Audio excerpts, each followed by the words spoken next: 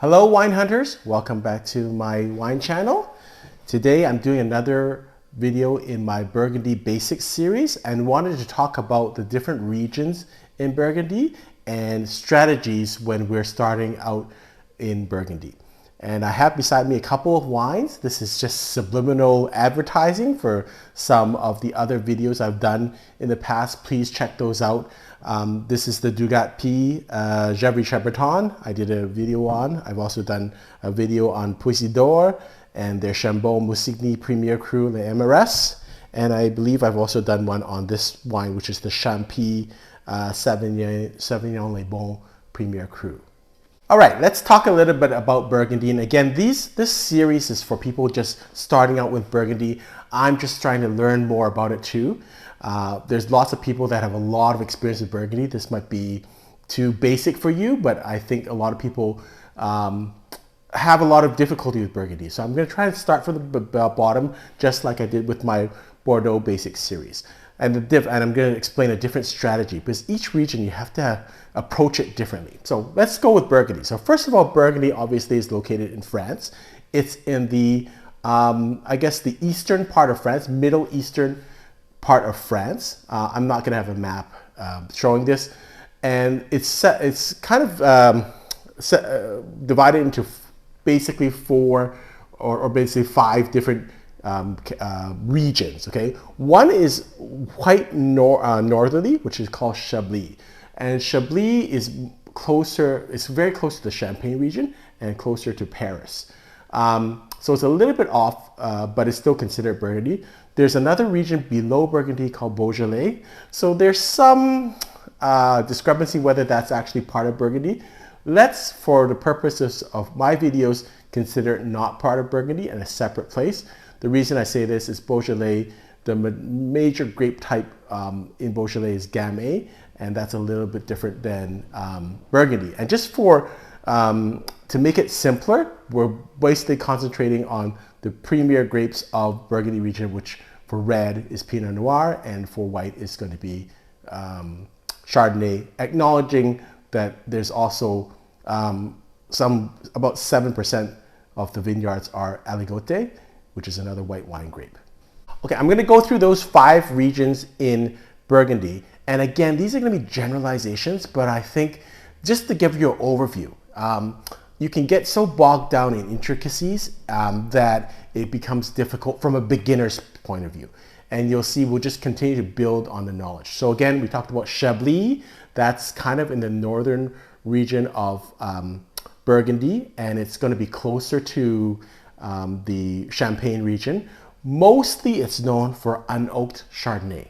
So that there, of course, this is generalization. There are some Chablis that might be oaked, but generally speaking, you're going to look for unoaked, crisp Chardonnay, white wine producing region.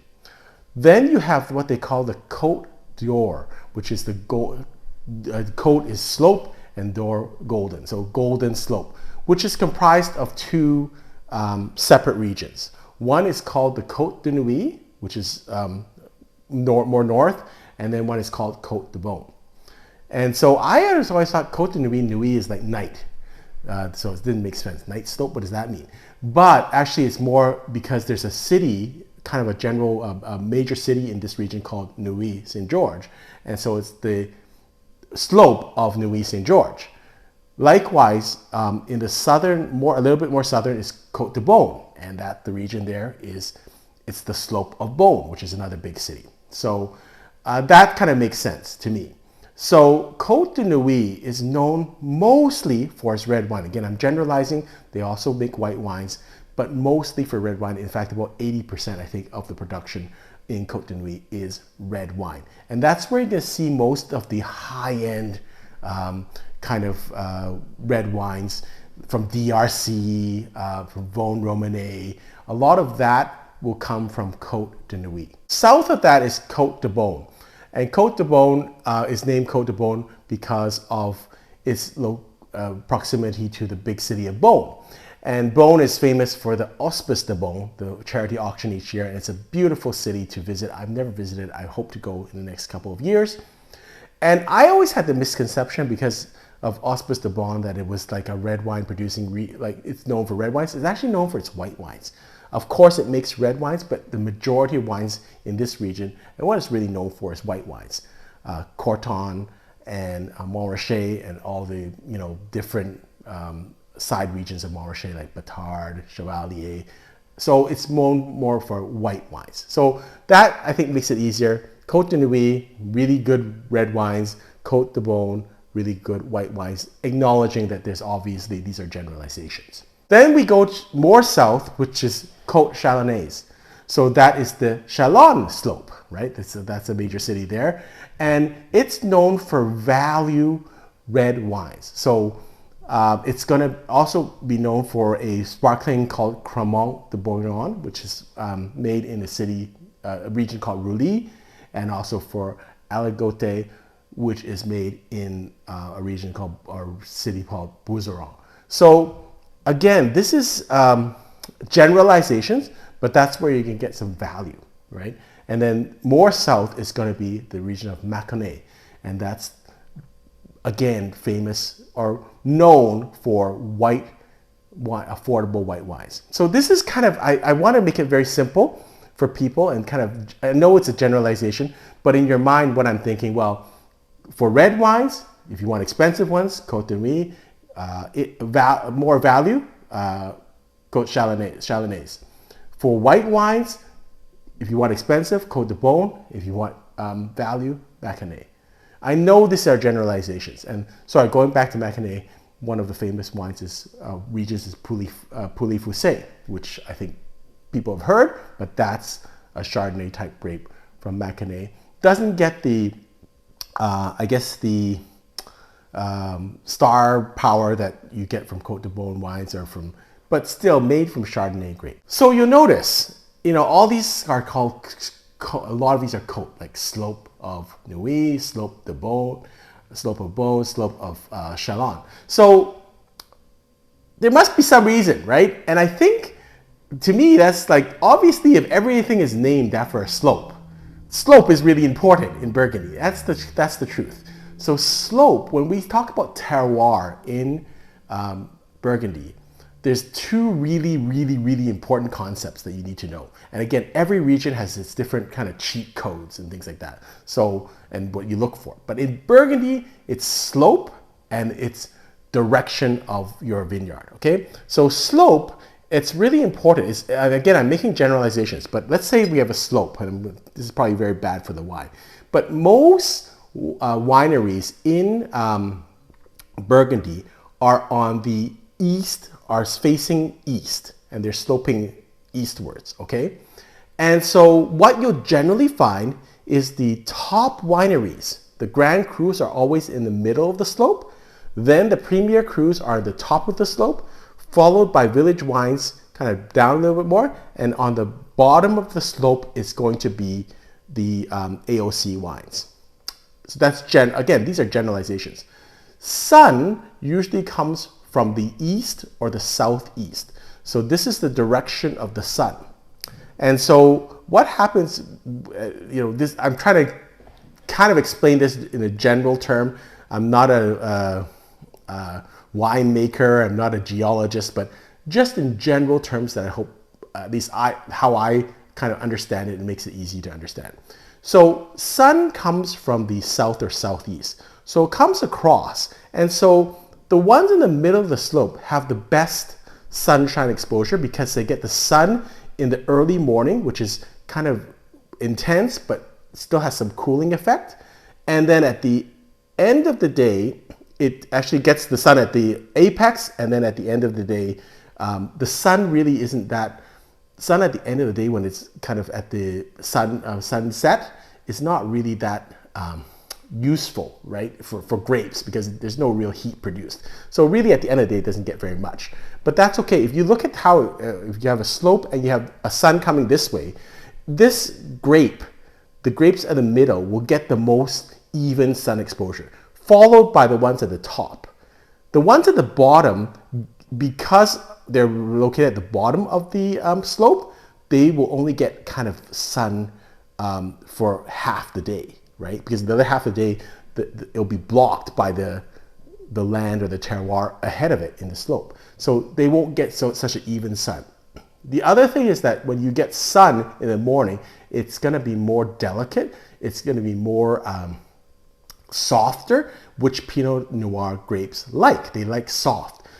As you get to the apex, this is going to be the hottest sun, and you're going to get harsher, you're going to get more tannins, but that's probably not as delicate a grape. So kind of that's how I explain it. The key components to Burgundy, to understand Burgundy, is slope and direction of the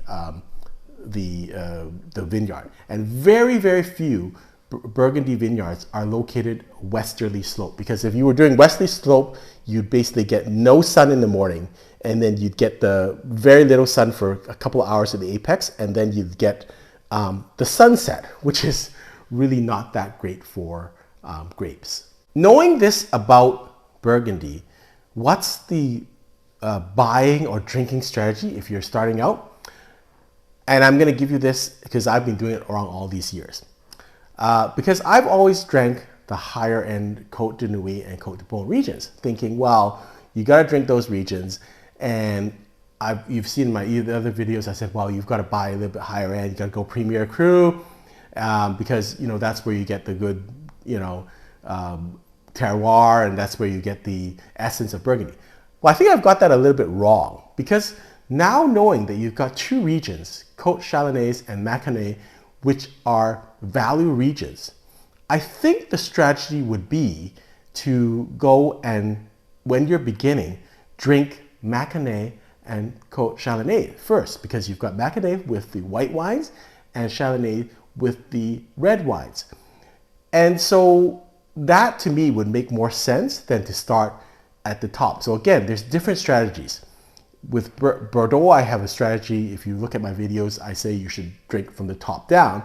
With Burgundy, I think you should drink with from value up. But the caveat is, don't drink the top end regions. Drink the value regions and the best wines of the value regions.